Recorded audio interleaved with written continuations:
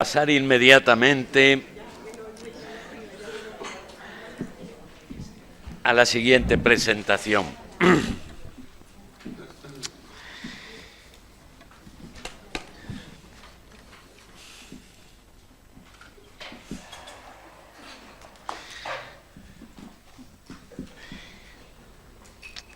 Y bueno, ahora tenemos la gran suerte de tener aquí a Maribel, que es un poco, como todos sabéis, el alma de la cátedra y también de este congreso, ¿no? Maribel, pues, es doctora en medicina y cirugía, médico psiquiatra y máster también en psicoterapia.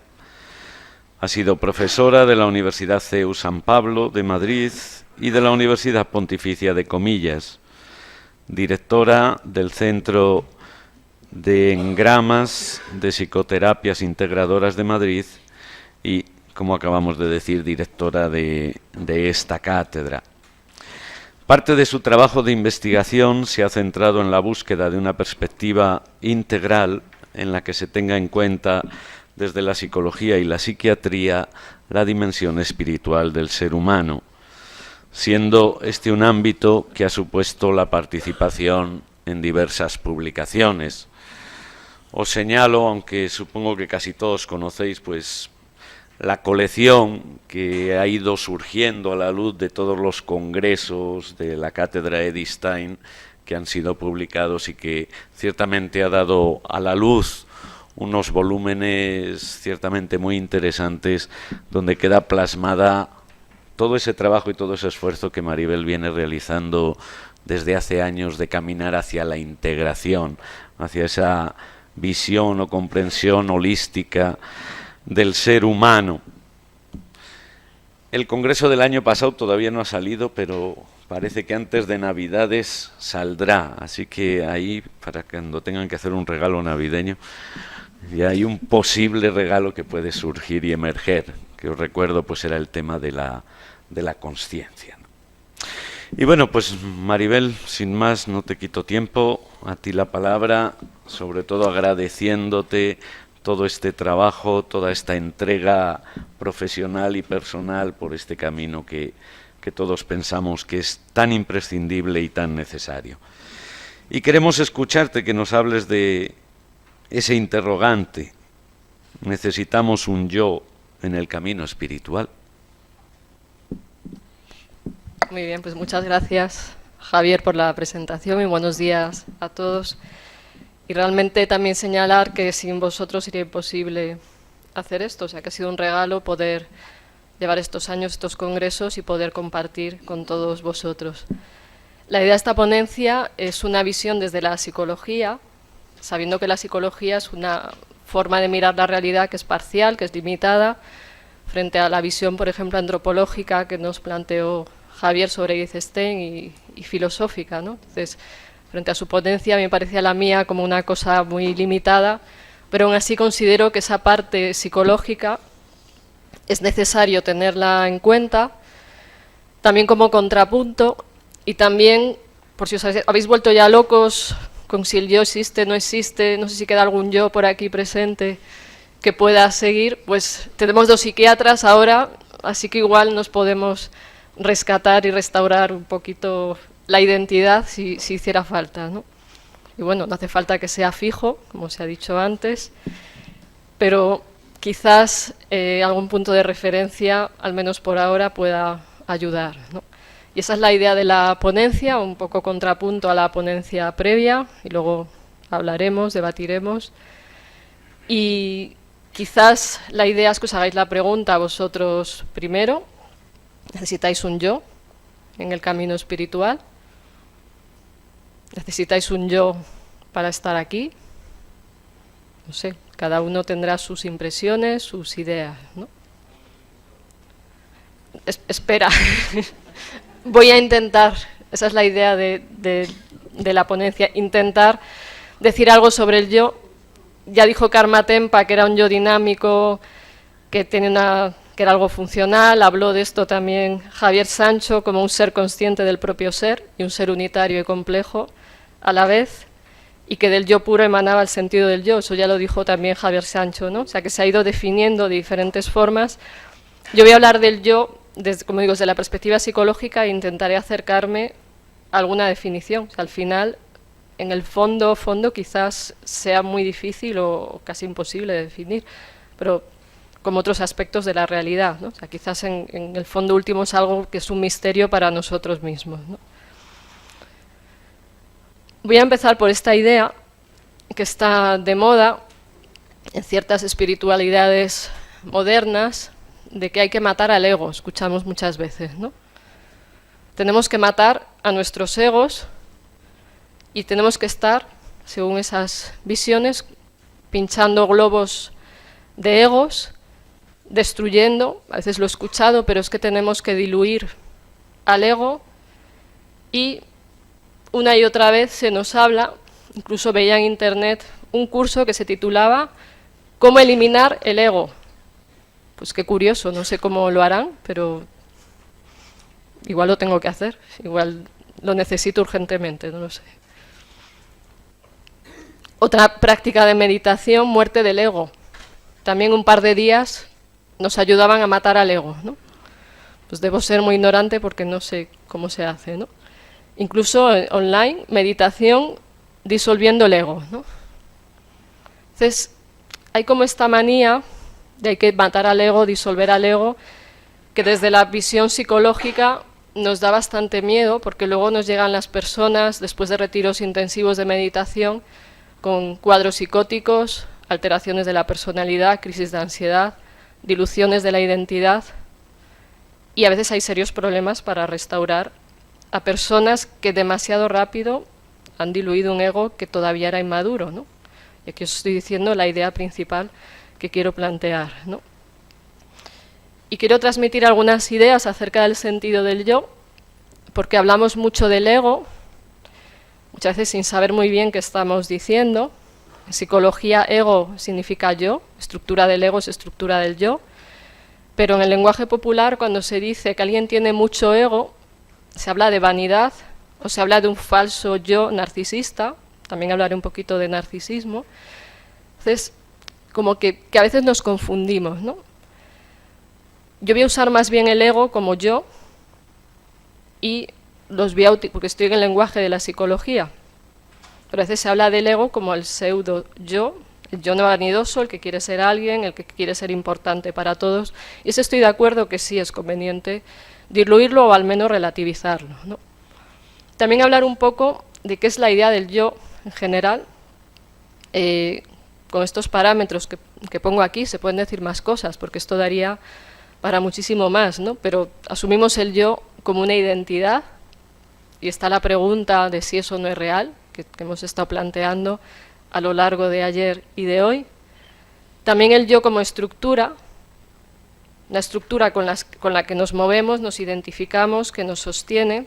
Desarrollaré un poquito más la idea de estructura, pero como algo que nos ayuda a sostenernos, mantenernos, por ejemplo, simplemente ahí sentados, callados y escuchando. Sin una estructura estaríamos en un estado bebé caótico y no regularíamos nuestros impulsos, ¿no? Entonces ayuda a estructurar nuestro comportamiento y a tener unas referencias, unos parámetros para no estar en el caos, ¿no?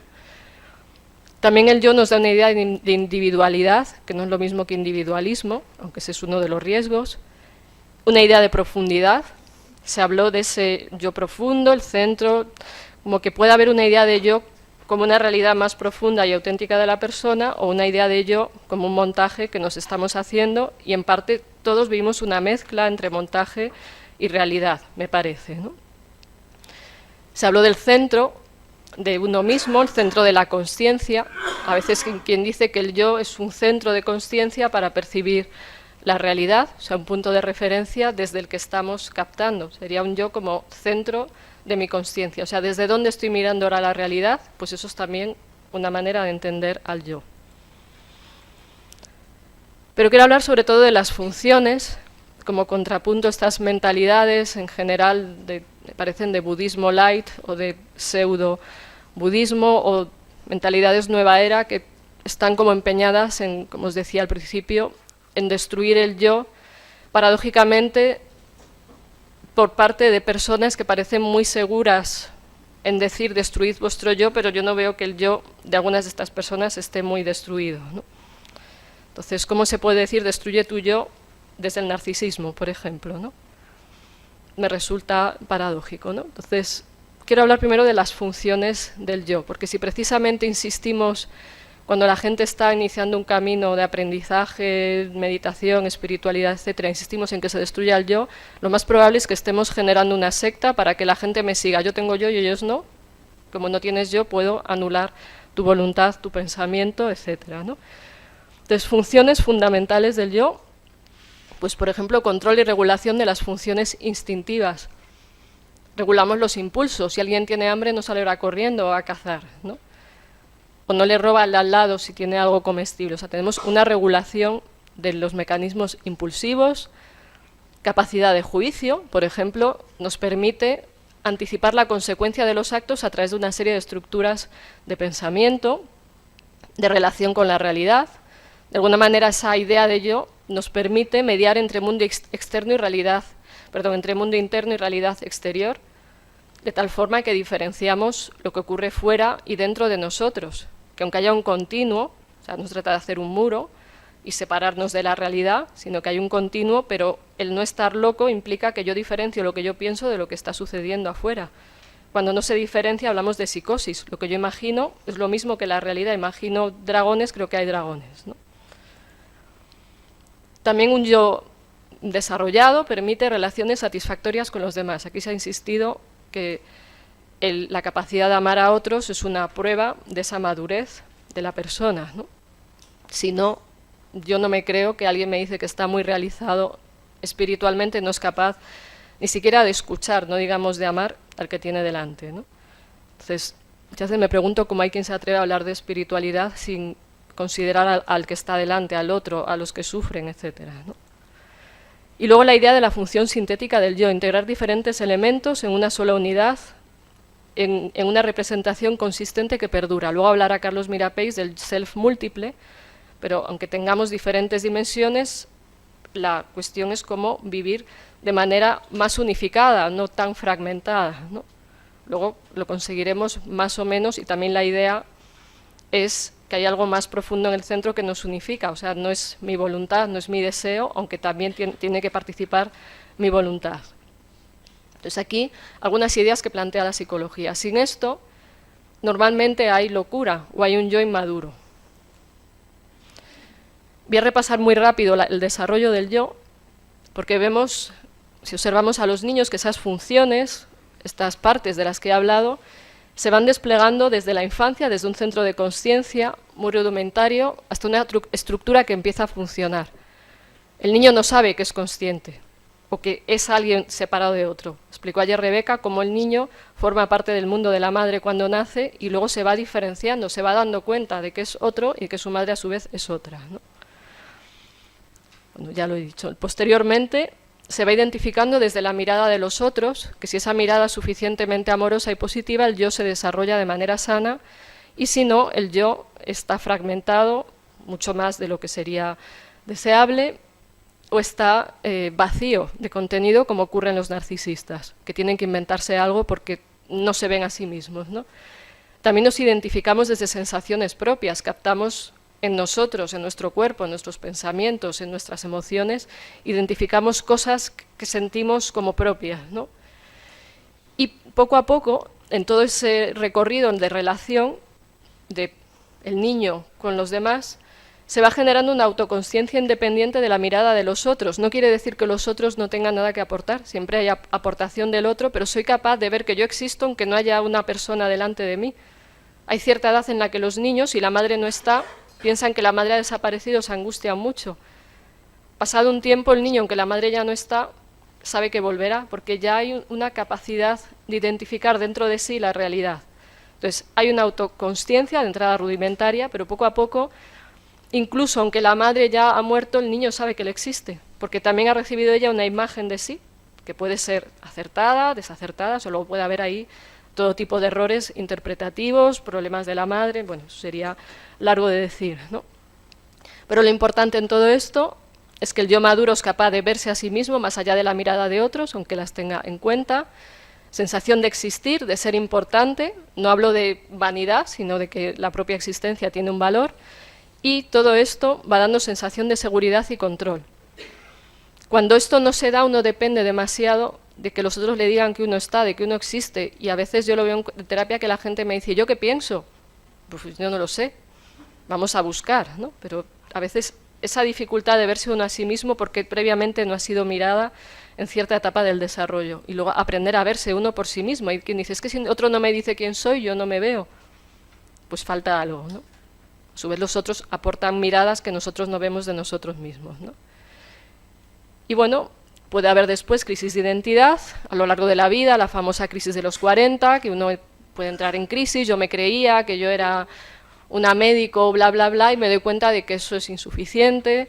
He tenido una trayectoria profesional satisfactoria, muy satisfactoria, pero al final esto no me llena, me falta algo, entonces puede haber una reformulación de un yo que primero entra en crisis, puede hasta desestructurarse, romperse, crisis a veces muy graves de la mediana edad, pero se puede reformular, se puede hacer más consistente, resolver heridas y finalmente puede haber una capacidad de soltar al yo de tal manera que se trascienda desde la aceptación, en el sentido que, por ejemplo, vemos en el camino de los místicos, como Teresa de Jesús, que ya varias veces habla de transformaciones de sí misma, del gusano a mariposa, el ave fénix que muere, la gota que vuelve al río y es una con el agua del río. O sea, vive esa experiencia de unión, pero vuelve a sí misma relativizándose a sí misma. Eso se llamaría humildad.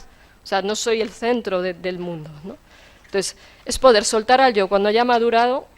Ella habla de que ese gusano ha de madurar para ser mariposa, ¿no? Cualquier gusano, para convertirse en crisálida, tiene un proceso de maduración previa, ¿no? Si queremos ser mariposas antes de ser gusanos maduros, vamos bastante mal, ¿no? Queremos quemar etapas. Entonces, es poder trascender, pero volver otra vez a mí, a la estructura, porque si no, estaríamos en la locura. O sea, puedo vivir una experiencia de unión con la realidad, con Dios, olvidarme de mí, pero al final vuelvo a la estructura con la que me estoy moviendo, aunque yo no sea solo eso, ¿no? Y esto lo he mencionado, que cuando no se estructura y desarrolla suficientemente hay patologías psíquicas, a veces muy graves, ¿no? Porque al no haber estructura, la persona no sostiene, por ejemplo, ni sus emociones, ni un sentido de la realidad, ni un juicio, y entra en locura, entra en caos, y entonces hay mucho sufrimiento, y parte de la terapia es volver a estructurar eso para hacer el camino que corresponda, ¿no?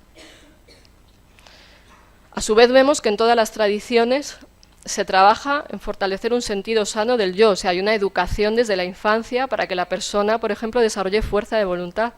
Si no, no es posible una práctica espiritual, ¿no?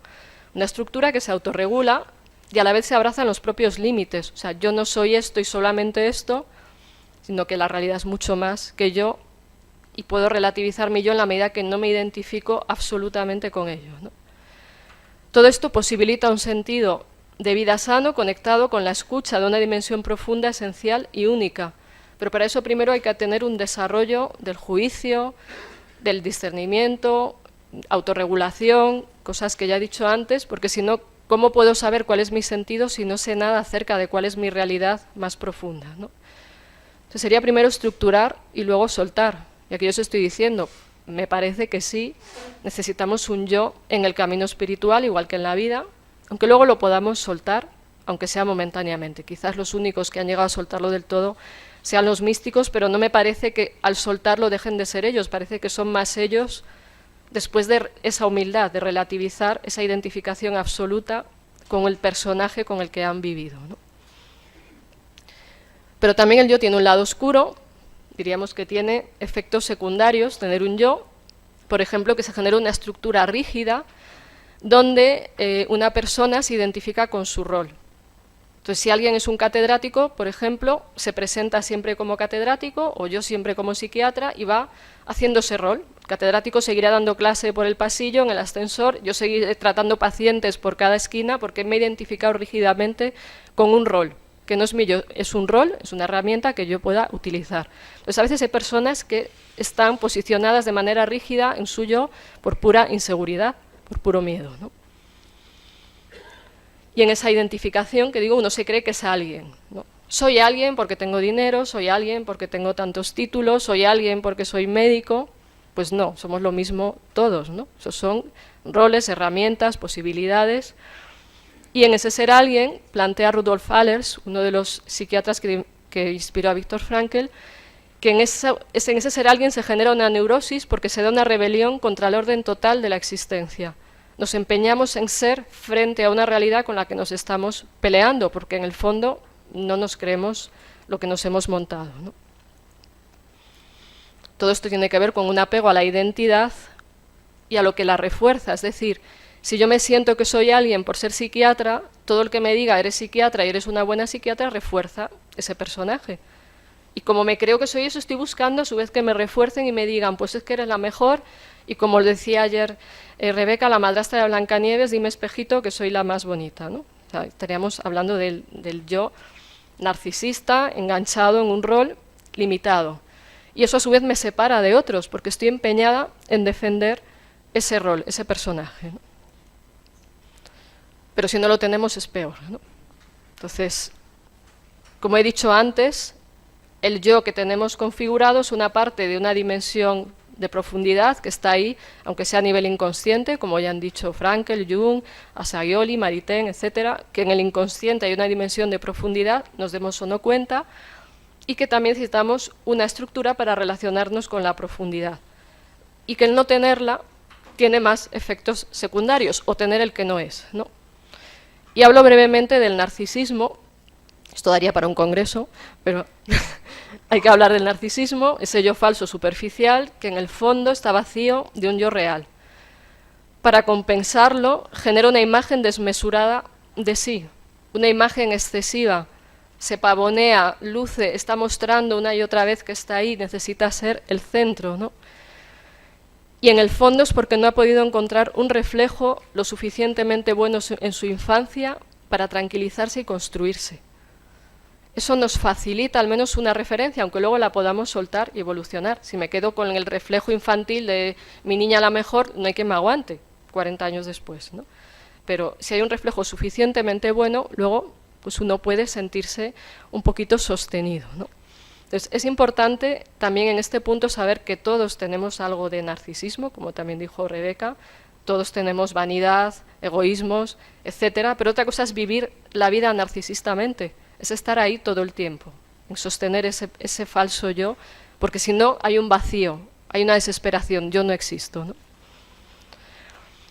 Me gusta esta descripción de Bellwood, un señor que estudió bien la psicología, bueno, la psicología budista, decía Karma Tempa ayer que no era exacto, pero bueno, lo plantea que el budismo tiene una psicología y dice esto: son muchas las personas que cuando todavía no se han encontrado a sí mismas se ven inmersas en enseñanzas y prácticas espirituales que les instan a renunciar a sí mismos y como resultado de todo ello acaban sirviendo de las prácticas espirituales para crear de las prácticas espirituales para crear una nueva identidad espiritual, que en realidad no es más que el ropaje bajo el que se oculta una vieja identidad disfuncional basada en la evitación de los problemas psicológicos. Es decir, podemos crear un self espiritual y usar la espiritualidad para sentirnos que somos muy espirituales y ponernos una parte por encima de los demás. Y a veces me lo he encontrado en gente que dice, es que yo medito, ¿tú no meditas? Pues no merece la pena hablar contigo. O si no meditas lo suficiente, ¿cuántas horas meditas? Yo mucho más.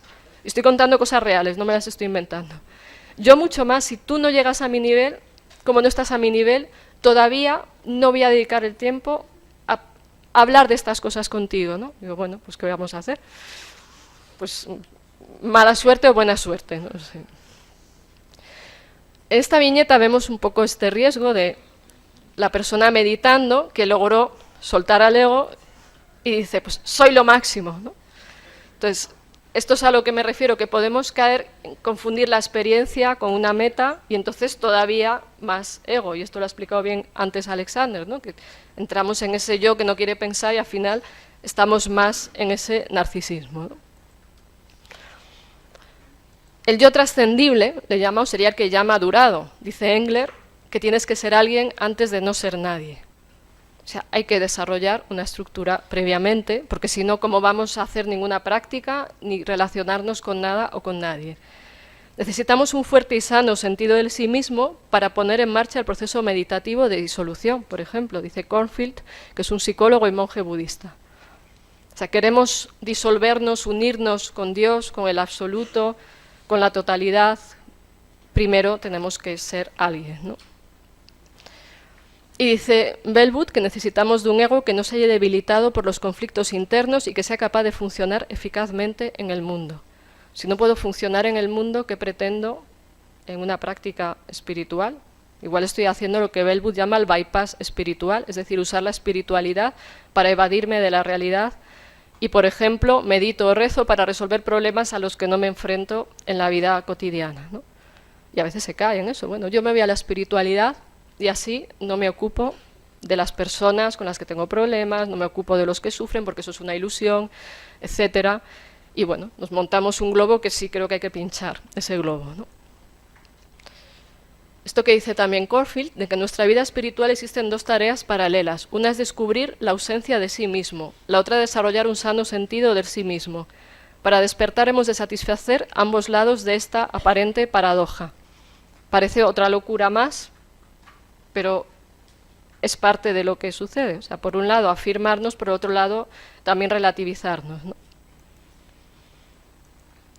Y cuando se trasciende ese yo, es como una culminación en diversos caminos espirituales. Ya he dicho alguna metáfora, hablando de Santa Teresa, San Juan de la Cruz habla de esa noche oscura en la que se da la purificación, lo del hombre viejo, el hombre nuevo, o sea que hay procesos de transformación, que la ola es el mar, como dice Wilkes Jagger, o sea que hay procesos donde se da una trascender ese ego y de transformación del ego que se ve enriquecido por una dimensión más profunda, pero una y otra vez se vuelve a él. Aquí se daría el renacimiento de un nuevo sentido de sí mismo y el reto de llegar a un yo puro, libre de conceptos e imágenes cerrados. Sería un vaciarse de sí conscientemente, pero abierto a la realidad. No voy a crear un yo vacío superior al yo de los demás, porque como ya me he vaciado, estos que no están vaciados están a otro nivel, ¿no? Y otra vez el narcisismo espiritual, ¿no? También esto que dice Bellwood, la verdad contemplativa nos revela una dimensión más profunda del ser que se encuentra más allá de la mente pensante y de la experiencia sentida. Estaríamos hablando de ese trascender, pero antes de trascender hay que tener un vehículo con el que llegamos a trascender, ¿no? Y dice también que si el pequeño ego sigue dirigiendo nuestra vida no es porque sea indispensable, sino porque todavía no hemos descubierto una instancia superior en la que apoyarnos. Es más fácil, o yo creo que es indispensable para trascendernos a nosotros mismos, una dimensión de profundidad, algo esencial, que aunque no podamos denominar, nos permite soltarnos a nosotros mismos, pero ahí hay un vacío, hay un vértigo, ¿no? Que parece que vamos a la nada, ¿no? Y quiero acabar con una cita a Edith Stein para hacerle homenaje, dado que estamos en su cátedra, que me parece que es una experiencia de trascender al yo limitado y pequeño, cuando nos dice: existe un estado de reposo en Dios, de total aflojamiento de toda actividad espiritual, en el cual no se hacen más planes, no se toman decisiones, y además de no actuar, uno entrega todo cuanto es propio del futuro a la voluntad divina y se abandona totalmente al destino. Cuando uno se abandona a ese sentimiento, comienza a llenarse paulatinamente de nueva vida y siente un impulso hacia una nueva actividad, pero sin esfuerzo alguno de la voluntad. O sea, ya está en otro lugar, pero no nos dice los demás es que no habéis llegado y entonces nos falta mucho, tenéis que disolveros. O sea, es una construcción desde una experiencia positiva, ¿no? Entonces, esto era lo fundamental que os quería transmitir. No sé si he logrado definir que eso no es el yo, que en el fondo creo que es un misterio difícil de resolver. No sé si existe como una entidad totalmente objetiva, creo que no es fijo, como se ha dicho, es algo que fluye, que se da, dinámico, y sí me parece que es esencial esa conexión con la dimensión de profundidad, porque exista o no exista, nos va a enriquecer, por lo menos, ¿no? Bueno, pues muchas gracias a todos.